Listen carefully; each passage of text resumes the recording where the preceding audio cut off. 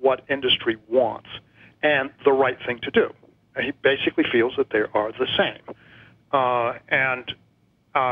That's a mindset which is just going to lead down the road to disaster.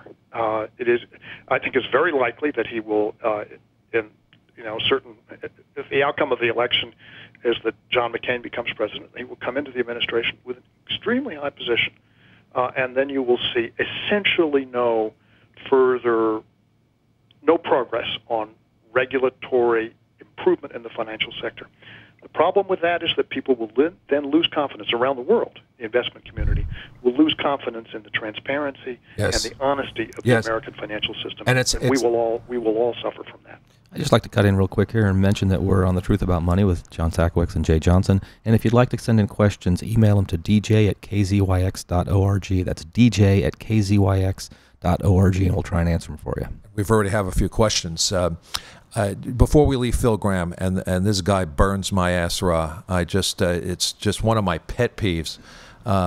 He bothers me more than almost anyone I can think of. And the reason Even Sarah Palin? Really? She's just stupid. This guy is evil.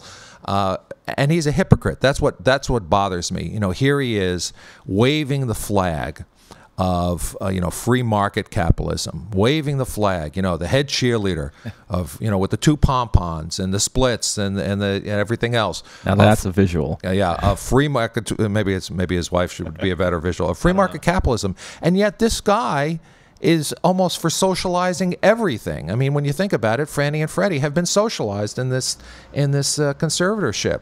I mean, that's the only word for it. Phil Gramm would be happier, running some gulag someplace in the old Soviet Union, or running, some wheat co-op in Siberia. Yeah, but the socialization is not happening from the bottom up like it typically would. It's happening from the top down. So it's not like the bailouts are happening to help out the people that have the mortgages. They're still getting foreclosed on. Their houses are getting dumped. The banks are getting the socialism. So it's like this corporate socialism as opposed to. Let me say a word on that, because in the 2 months before an election, even in a Republican administration, one gets a heavy dose of realism and realistic behavior. And I will credit Henry Paulson for that.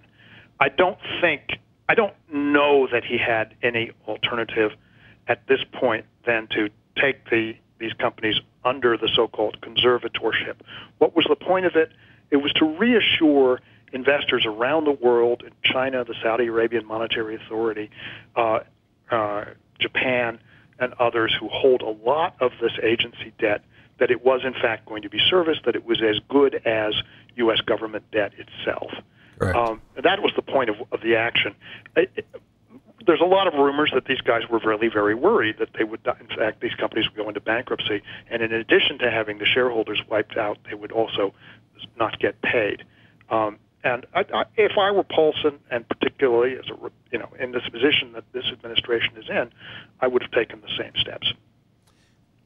Talk about that for a second, because I probably should have reported more on, for instance, how much Fannie and Freddie debt foreign investors own, particularly China. Do you have any numbers on that?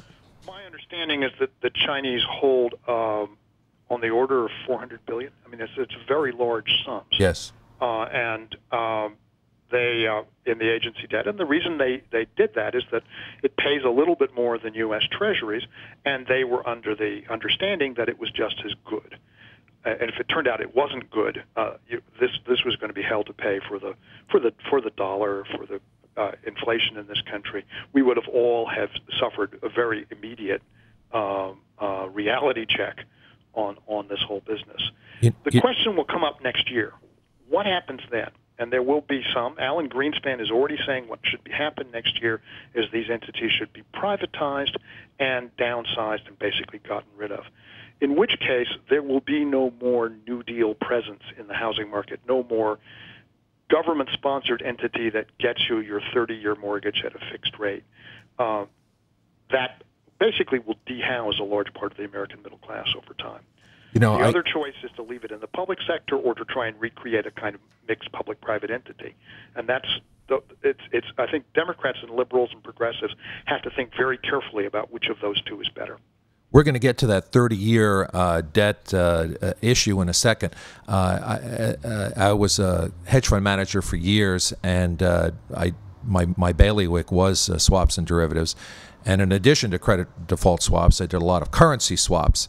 And I'll tell you this much about foreign, to the extent in which foreign investors hold U.S. debt. The professor mentioned as much as, did you say 600 billion? I think the number I saw for China was about 400 billion. 400 billion. Check that, yeah. All right, 400 billion in just Fannie and Freddie debt. Yeah. It has always been my contention that that is the way our trading partners subsidize the dollar.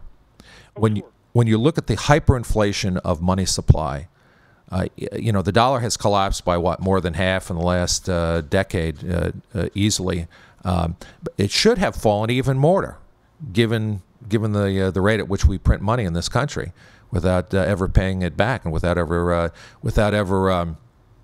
covering it with tax revenues, et cetera. Our national debt ceiling is now looking at that, which is a little less unfavorable, which is to say that for China and for Japan in particular, the dollar represents to them a safe asset, one that they've been willing to hold, that's available in a market which is liquid, where they could get cash if they wanted it. And so for them, it's been preferable to euro or some kind of basket, which would be unstable. And that's been a vote of confidence on their part in us. The question that we face going forward is not, is that system a bad system, but whether we could keep it going.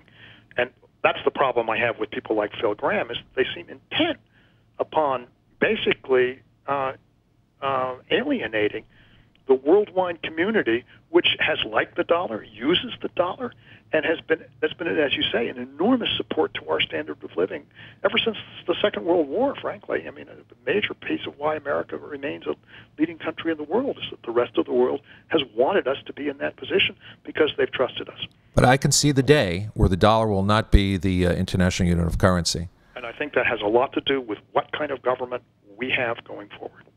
Everything to do with that. That's, in fact, the major theme of my book. And I can't wait to get to that. We had on our show about a month ago Michael Clare, who is the top watchdog over the energy industry at Ralph Nader's Public Citizen. He was a wonderful guest. And